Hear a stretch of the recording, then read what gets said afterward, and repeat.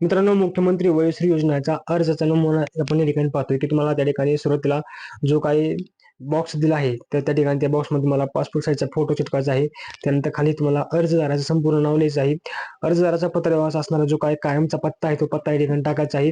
त्याच्यानंतर mobile number, जन्मदिनांक, आधार card क्रमांक, तुमचं जे काही जेंडर असेल ते जेंडर, जे मेल फिमेल स्त्री पुरुष जे काय असेल ते तुम्ही त्या ठिकाणी टिक मार्क करायचे आहे. त्यानंतर अर्जदाराची जी काही पोट जात असेल म्हणजे तुमची कास्ट असेल ते कास्ट या ठिकाणी टाकायचे आहे.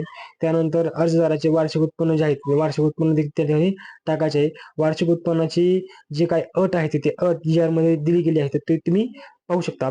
त्यानंतर शिधापत्रिकेचा क्रमांक तुम्हाला टाकायचा आहे. बँकेचं जे काही नाव आहे ते टाकायचं आहे. बँकेचा संपूर्ण पत्ता, त्यानंतर शाखा, कुठली शाखा आहे ते, खाते क्रमांक, अकाउंट नंबर, तुमचा आयएफएससी कोड या ठिकाणी तुम्हाला टाकून घ्यायचा आहे. आणि हे टाकल्यानंतर तुम्हाला डॉक्युमेंट्स कोणते जोडायचे आहेत तर ते देखील या ठिकाणी दिले आहेत. तर त्याच्यापैकी कोणते डॉक्युमेंट तुमच्याकडे आहेत, जर असेल तर त्याच्यावरती टिक मार्क करायचे, नसेल तर नाही असं लिहायचं आहे. त्यामध्ये आधार कार्ड किंवा मतदान कार्ड दोन्हीपैकी एक आपल्याला या ठिकाणी द्यायचं आहे.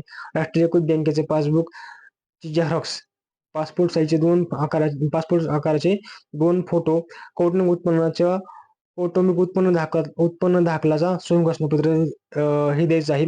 त्यानंतर सक्षम योजनेचा लाभ मागील 3 वर्षात घेतला नसल्याचे स्वयंघोषणापत्र देखील या ठिकाणी द्यायचे आहे. शिधापत्रिका क्रमांक, बीपीएल झेरॉक्स, पत्रिका झेरॉक्स असेल तर ते द्यायचे आहे. वैद्यकीय अधिकाऱ्याचे प्रमाणपत्र.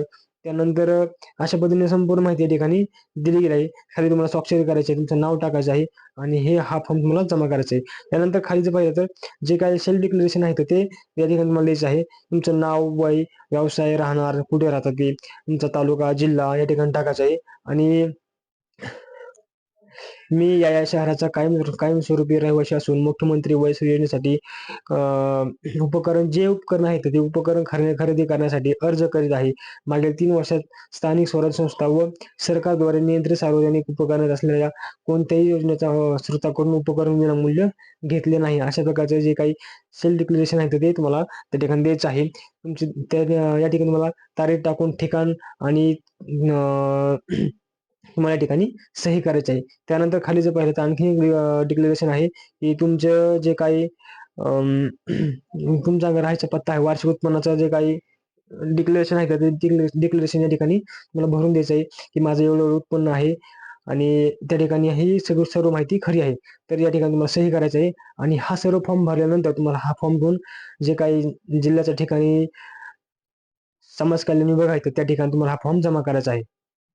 मित्रांनो, हा व्हिडिओ आपल्या भरपूर साऱ्या मित्रांपर्यंत नक्की शेअर करा, जेणेकरून ते मित्रांनो हा व्हिडिओ आपल्या भरपूर साऱ्या ज्येष्ठ नागरिकांपर्यंत पोहोचा, जेणेकरून त्यांना देखील या योजनेचा लाभ हा मिळेल. धन्यवाद.